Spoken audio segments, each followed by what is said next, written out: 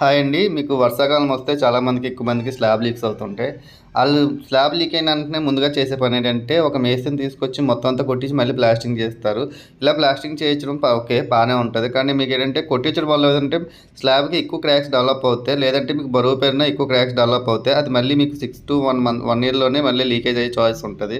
అలా కాకుండా వాటర్ ప్రూఫింగ్‌లోనే డైరెక్ట్‌గా వాటర్ ప్రూఫింగ్ కోటింగ్‌లు కాకుండా బాగా మంచి జెట్ వాష్ చేయించండి. తర్వాత ఏంటంటే క్రాక్ ఫిల్లింగ్ వర్క్స్‌లోని మినిమమ్ 3-4 టైప్స్. ఒక్కోటి ఏంటంటే ఒక్కో రకంగా ఉంటది. కటింగ్ చేసి క్రాక్ పేస్టు, లేదంటే పీయూ పేస్టులు, లేదంటే సిలికా పేస్టు, లేదంటే మనకి పీయూ వాటర్ ప్రూఫింగ్ కోటింగ్స్ ఇలాగా 3-4 టైప్స్ దాకా చేస్తారు. మనకంటే లేకపోతే లోపలికి పెనట్రేషన్ లిక్విడ్ పంపిస్తారు. లేదంటే ఎపాక్సీ క్రాక్ ఫిల్లింగ్ ఇలా చాలా రకాలు ఉంటాయి. మినిమమ్ 3 బేసిక్‌గా మీకు స్లాబ్ ఒక 5 ఇయర్స్ అయినా కాయాలనుకుంటే మాత్రం 3 టైప్స్ కన్ఫర్మ్ చేయించుకోవాలి క్రాక్ ఫిల్లింగ్.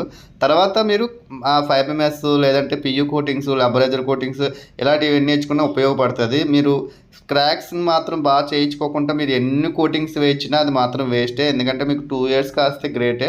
నెక్స్ట్ ఏంటంటే మీకు చాలామంది క్రాక్స్‌కి ఎక్కువ డబ్బులు పెట్టుకోరు. మీకు టాప్ కోట్స్‌కి ఏంటంటే మీకు టాపు 3 కోటింగ్స్ పైన 5 కోటింగ్స్ ఇలా చేయిస్తారు. దీనివల్ల ఏంటంటే క్రాక్స్‌కి చేయించుకోకుండా మీరు ఎన్ని కోటింగ్‌లు వచ్చినా పెద్ద ఉపయోగం ఉండదు. ఎందుకంటే మనకి ఎండాకాలం, వర్షాకాలం అయిన వెంటనే పైనున్న ఆ లబ్బరైజర్ మెటీరియల్ అనేది సీజనింగ్ అయిపోద్ది. ఫ్లెక్సిబిలిటీ చాలా తగ్గిపోద్ది. అప్పుడు ఏమవుతదంటే క్రాక్స్ బాగుంటే తప్ప మీకు క్రాక్స్‌లో ఎక్కువ ఫ్లెక్సిబిలిటీ మీరు ఉండే మెటీరియల్ వాడండి. అప్పుడు మీకు క్రాక్స్ డెవలప్ అవ్వకుండా ఉంటాయి. ఇన్‌కేస్ మీకు ఏమైనా డౌట్స్ ఉంటే పైనున్న నా నెంబర్‌కి కన్సల్ట్ చేయండి. అలాగే ఈ వీడియో చూసినట్టయితే కొంచెం లైక్ చేయండి. లైక్ చేస్తే రీచ్ పెరుగుతది. Okay guys.